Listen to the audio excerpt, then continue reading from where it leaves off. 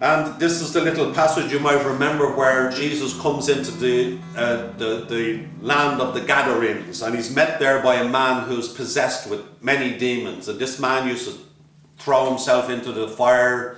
He used to live in the tombs. They used to put chains on him, fetters on him, which he would break like wet tissue because of the spirits that indwell this human being. And it says in verse 27 of Luke chapter 8, "And when he went forth to land, there met him out of the city a certain man, which had devils, which had demons long time, and wore no clothes, neither abode in any house, but in the tombs.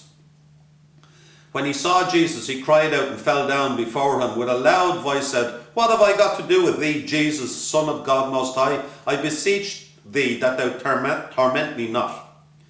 For he, Jesus, had commanded the unclean spirits to come out of the man. For oft times it had caught him, and he was kept bound with chains and in fetters, and he brake the bands, and was driven of the devil into the wilderness. And Jesus asked him, saying, What is thy name? And he said unto him, Legion, because many demons were entered into him. And there was several thousand men in a Roman legion. So there was several thousand demons possessing this man. And they besought Jesus that he would not command them to go into the deep. Now this is the very interesting point. The deep in Greek there is abyssus, from which we get our word abyss. They commanded him not to send them or to cast them into the abyss. So what is the abyss?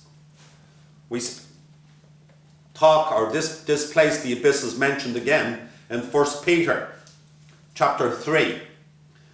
And in 1 Peter chapter 3, we read in verse 19, and this is talking about Jesus Christ here. It says, By which also he, Jesus, went and preached unto the spirits in prison, which sometimes were disobedient, when once in the long suffering of God waited in the days of Noah, while the ark was a preparing, wherein few, that is 8 souls, were saved by water. Now this is very interesting. This talks about Jesus going to this abyss and preaching to these spirits who were disobedient in the days of Noah. What is this all about? And these guys are in this place called the abyss. In Ephesians we're told that Jesus descended into the lower parts of the earth before he ascended into heaven. Because this place called the abyss is down under our feet somewhere. And he went and he preached to the spirits in this prison.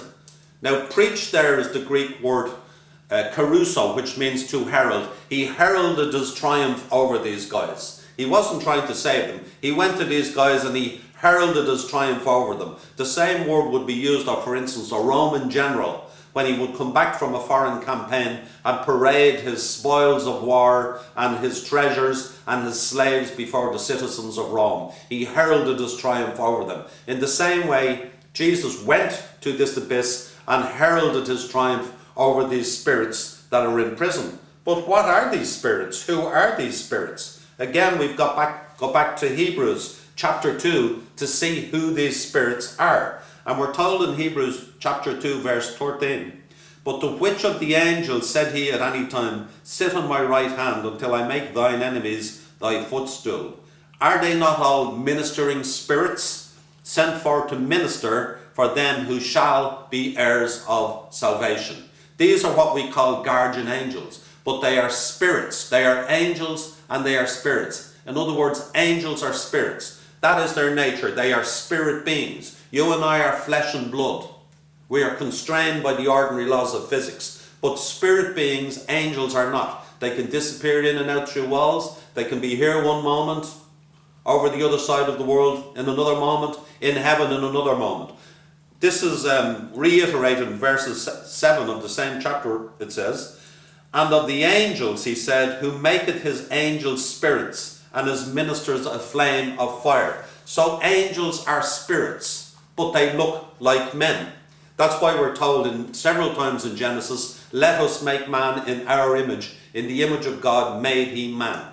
So angels look like men, men look like angels. And when angels appear throughout Scripture, they're always referred to as men. They look like men, they wear clothes, they eat, they drink, they've been mistaken for men.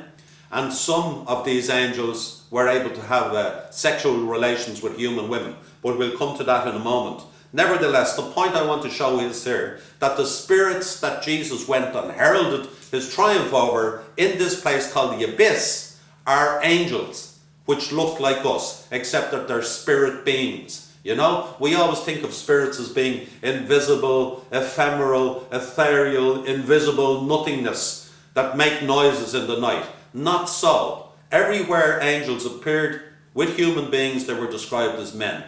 The angel that went to Mary and told her she was going to bear the Messiah. The angel that went to Elizabeth, her cousin, and told her she was going to have John the Baptist. The angels that were sitting at the tomb when the women arrived to embalm the body of Jesus after his crucifixion. They are all described as men. The two men stood by the 12 apostles when Jesus ascended into heaven and said, "This same Jesus shall come in so like manner." They are men. Two men who went into Sodom, into Lot and his family, and told Lot to get out of that place because something was going to happen to it. They're men, and they ate meals, those two guys. 2 meals within 2 chapters. So that's what these spirits are. Back to 2 Peter for a moment, where it tells us another little bit about these spirit beings and this place called the abyss, or in the King James Version it's called the bottomless pit. 2 Peter chapter 2 this time, where we're given a little more information. And it says in 2 Peter chapter 2 verse 4, "For if God spared not the angels that sinned," see, talking about these same spirits, the angels that sinned, "but cast them down to hell and delivered them unto chains of darkness to be reserved unto judgment." So it's talking here about the angels that sinned in the days of Noah. They're cast down to hell. And that hell in the Greek there is Tartarus or Tartarus, which ties in with the underworld of Greek mythology. That's where these guys are. That's who these people that Jesus went to preach to are. They're angels. They're locked up in Tartarus or in the bottomless pit, also called the abyss, and they sinned in the days of Noah. The Epistle of Jude gives us a little more information about these guys.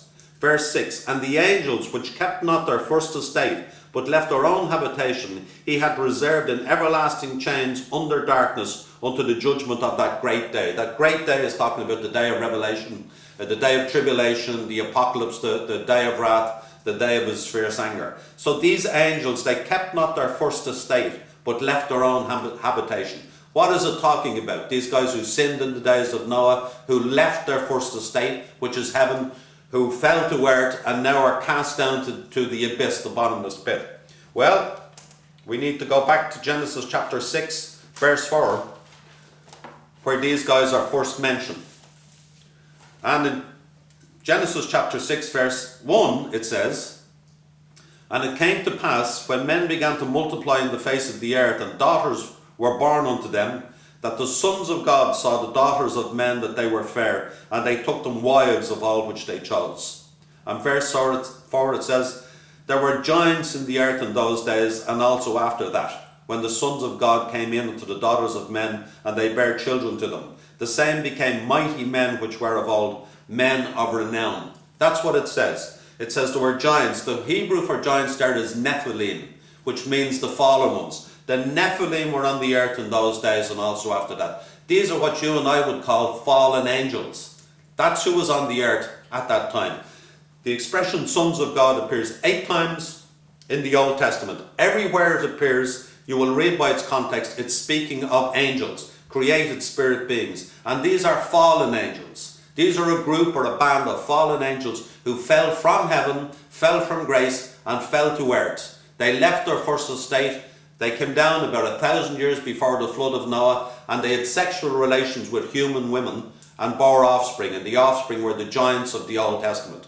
It says it happened in the days of Noah, about 1,000 years prior to the flood, and again afterwards. And this is where we get the gods of old. The Greek mythology, Roman mythology, Egyptian mythology, where it talks about the gods came down from heaven. They lived in Mount Olympus. On Delphi, Zeus came down, he took Alcmene to wife, a mortal woman, she almost died giving birth to Hercules. This is where we got all this Greek and Roman mythology. It fits in with the records in scripture which talk about Nephilim, fallen angels coming to earth, and they're causing sin in the days of Noah.